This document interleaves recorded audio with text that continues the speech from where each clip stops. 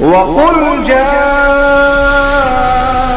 الْحَقُّ وَزَهَقَ الْبَاطِلُ إِنَّ الْبَاطِلَ كَانَ زَهُوقًا۔ ہلو جی السلام علیکم ورحمۃ اللہ وبرکاتہ۔ وعلیکم السلام ورحمۃ اللہ وبرکاتہ۔ جی امتیاز صاحب خیریت سے ہیں؟ الحمدللہ۔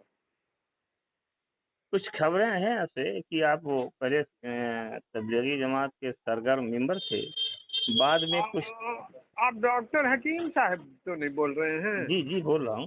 اچھا جی جی جی آپ کا تو آواز سنتا رہتا ہوں، اچھا، یہ آواز پہچان لیا میں۔ جی تو کس وجہ سے آپ نے دوری اختیار کیا؟ کچھ ہوئی ہوگی؟ دوری اختیار کرنے کے اسباب تو بہت ہیں۔ ہاں پہلا جو سبب ہوا، جی فوری سبب، ہاں وہ یہ کہ یہ فرقہ بن گیا، ہاں فرقہ بن گیا جی فرقہ بن گیا، ایک دم صاف نظر آنے لگا کہ فرقہ بن گیا۔ ہاں خود جو ہے سو تبلیغ دو فرقوں میں ہاں بٹ گیا، تبلیغی جماعت بٹ گئی دو فرقوں میں، جی بلکہ اب تو لوگ تین فرقہ کہتے ہیں۔ تین کیا چار فرقہ ہو گیا، ایک چار خوریجی، فرقہ، ہاں، ایک خوریجی ہے، ایک شکیل بن حنیف والا، ایک سادیانی، شورائی، الیاسی، الیاسی، ایک خوریجی، ایک خورشید خوریجی، وہ عبدالرشید والا ہے نا؟ عبدالرشید خوریجی، ہاں ایک شکیل بن حنیف کا 5 فرقہ ہوئی ہے۔ ہاں، تو خیر وہ تو تبلیغی نہیں کہتا ہے اپنے کو، اس لیے اس کو تو اس میں مت جوڑ۔ کون؟ وہ تو شکیلی، شکیل بن حنیف جو ہے یہ 2002 میں محمد نبی محلے کا امیر جماعت تھا۔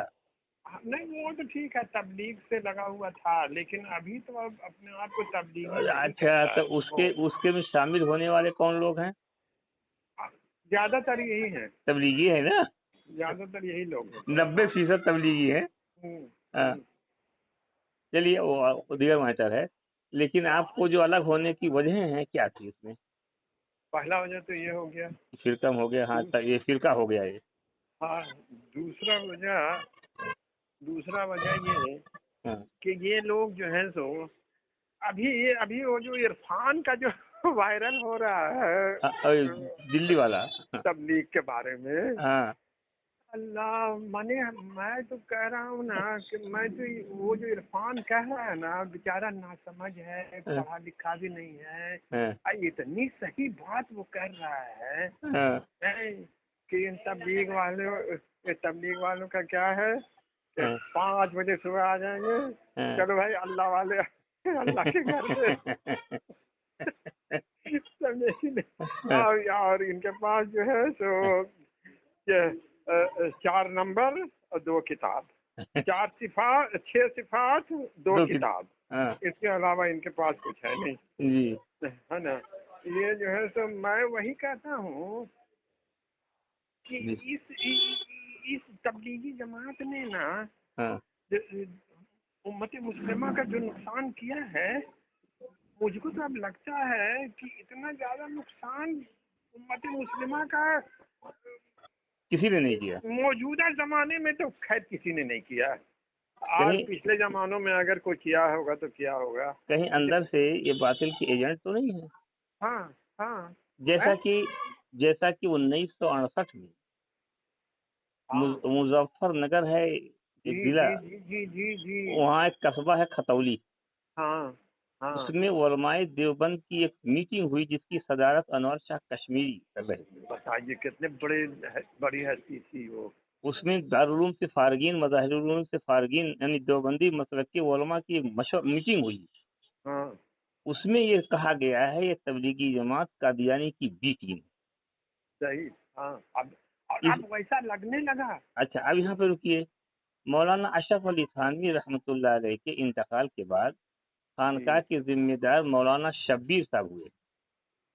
جی تو مولانا الیاس رحمۃ اللہ علیہ وہ ان کی جو ہے ملنے کے لیے خانقاہ پہ گئے ان کے انتقال کے بعد، تو انہوں نے کہا بھائی شبیر غضب ہو گیا، یہ مولانا الیاس صاحب نے کہا، کہیں کیا ہوا؟ کہیں میرے کام میں قادیانی لپٹ گئے۔ ہاں لپٹ گئے تو کیا کیے قادیانی کا مقصد یہ ہوتا ہے جہاد سے لوگوں کو ہٹانا. میں اچھا قادیانی کا اصل مقصد اصل مشن تو وہی ہے. اور یہ لوگ جہاد کی آیتوں کو اپنے اوپر فٹ کر رہے ہیں. ہاں ہاں. اور اسی کو دارالعلوم دیوبند سے پوچھا گیا کیا جہاد کی آیتوں کو تبلیغ میں نکلنے کے لیے کہا جا سکتا ہے؟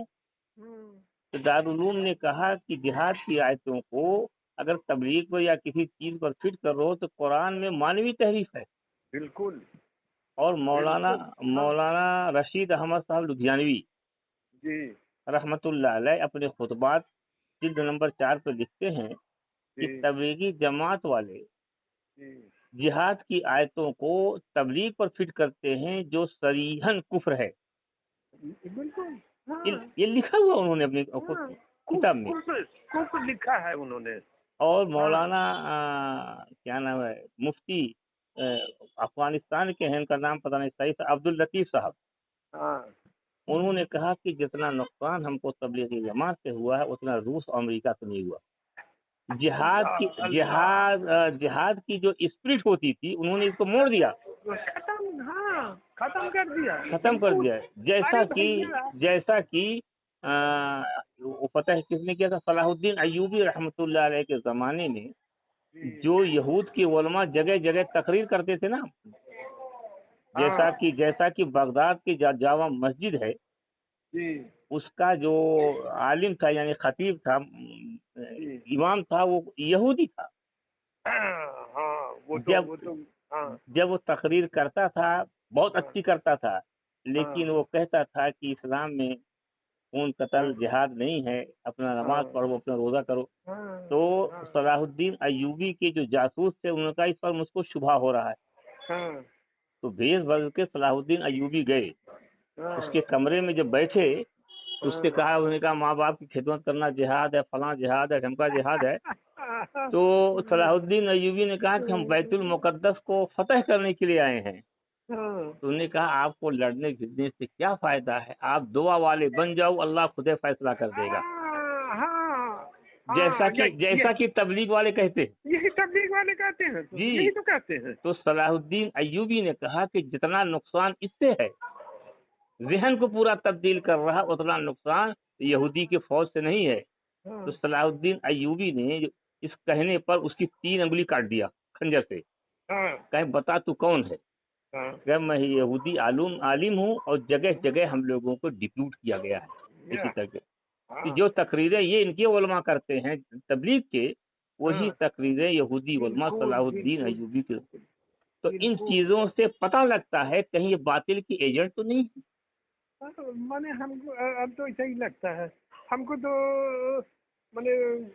ڈر بھی لگتا ہے، بولتے ہیں کہ حضرت مولانا الیاس صاحب نے جان بوجھ کر کے ایسا کیا ہوگا. نہیں اب انہوں نے میں کہتا ہوں کہ ٹھیک ہے، مولانا الیاس صاحب نے اگر جان بوجھ کے کیا ہوگا تو اللہ ان کو سزا دے گا، اور اگر غلطی سے ہوئی ہوگی تو اللہ معاف کریں گے. جو انہوں نے کہا کہ ہمارے کام میں قادیانی لپٹ گئے ہیں، کہ جگہ جگہ پر یہ قادیانی بیٹھے ہوئے ہیں داڑھی ٹوپی کی شکل میں. جو کہتے ہیں بڑوں نے فرمایا، جن کا تعلق قرآن حدیث سے نہیں ملتا ہے ان کی باتوں کا، ان کے بڑے وہی قادیانی. بھائی جو چیز نہ قرآن میں ہے نہ حدیث میں، کہاں سے لوگ بیان کرتے ہیں؟ بس یہی کہتے ہیں بڑوں نے فرمایا. تو اب جب تحقیق ہوئی تو میں نے اکثر جو بچپن سے احادیث یہ لوگ سناتے تھے، اس میں اکثر احادیث جو ہے سو موضوع حدیث ہے. اب ہم لوگ اسی کو سمجھتے تھے. ہم تحقیق ہوئی تو سب موضوع حدیث آج تک بچپن سے ہم لوگ سنتے آئے تھے. جی بچپن سے میں ابھی 68 سال کا عمر ہے الحمدللہ. تو میں تو لگ بھگ 55 سال اس گمراہ کن جماعت کے ساتھ منسلک رہا. 55 سال انجانے میں. اور آپ کے بارے میں بھی معلوم ہوا کہ آپ بھی تھے. جی اچھا، کہتے ہیں نا کوئی کتاب مت پڑھو، فضائل اور منتخب اور فضائل صدقات کے علاوہ کوئی کتاب مت پڑھو. नहीं मत पढ़ो, कुछ मत पढ़ो, कुछ मत पढ़ो, बल्कि यहाँ तक कि कुरान भी मत पढ़ो, कुरान की तफसीर पढ़ना मत पढ़ो, बस ना, 2 किताब। जहाँ जहाँ कुरान की तफसीर होती है वो मना करते हैं, उनका बस चलता मना रोक देते हैं जी। हाँ हाँ, अरे मेरे मोहल्ला में आज ये तो आज की बात नहीं, हाँ, आज मैं 15-20 साल पहले की बात बता रहा हूँ हाँ, कि मेरे मोहल्ले में एक मस्जिद में एक मौलाना साहब तफसीर पढ़ना शुरू किए, है? तो अब जो है ये तबलीगी लोग, आज 15-20 साल पहले की बात बता हाँ, रहा हूँ, हाँ, ये अभी नहीं, ये सब गड़बड़ी हुई है। पहले से चली तो। हाँ, उसी वक्त से है। हाँ, तो अब जो सारे तबलीगी एकदम बिगड़ गए कि क्या मौलाना ये तफसीर कुरान कहाँ से शुरू कर दिए, हम लोग तो फजाइल अमाल के अलावा और कुछ नहीं सुनेंगे। अब तो तब जो कुरान का मुखालिफ हो वो दीन का हमदर्द हो सकता है। बताइए ना, अरे ईमान से खारिज हो जाएगा, कुरान का मुखालिफ है, और ये दीन से कहते हैं दीन सीखने चलो, ईमान सीखने चलो। कौन सिखाएगा? ईमान सीखने चलो, अबे ईमान बिगाड़ने ले जाते हो तुम लोग, दीन सिखाने ले जाते हो। जी, नहीं, दीन सिखाने, इनसे एक मसला पूछिए, इनका अच्छा इनका दीन क्या है, इनका पूरा दीन तो 6 नंबर है, हाँ, 6 नंबर है इनका पूरा दीन, और खाने सोने का आदाब, ये इनका पूरा दीन है। हाँ, इनसे एक मसला अगर पूछिए, मान जमात में गया हुआ आदमी एक मसला अगर पूछे तो कहेगा ना ना ना ना भाई, उलमा से पूछो। हाँ, अबे उलमा से पूछो तो तुम बोला था कि दीन सीखने चलो, इधर तुम तो कह के लाए थे मोटर दीन बन गई। सीखने के लिए, तुम तो कह के लाए कि चल दीन सीखने, तो तुम एक मसला भी दीनी मसला पूछता हूँ तो कहते हो नहीं नहीं नहीं हम नहीं बताएंगे भैया, जाकर वहीं से पूछना था तो तुम क्यों लाया हमको? हाँ, तुम क्यों लाए हो जी? तुम क्यों लाए? जी, दीन सीखने चलो, जो मतलब क्या फरेब है, क्या मक्कारी है इन लोगों की। चलिए अब इंशाल्लाह फिर बाद में बात करते हैं, तो नंबर आ गया है। ठीक ठीक है, है, बहुत बहुत अच्छी बात है। अस्सलाम वालेकुम, वालेकुम। अच्छा लगा आपसे बात हुई।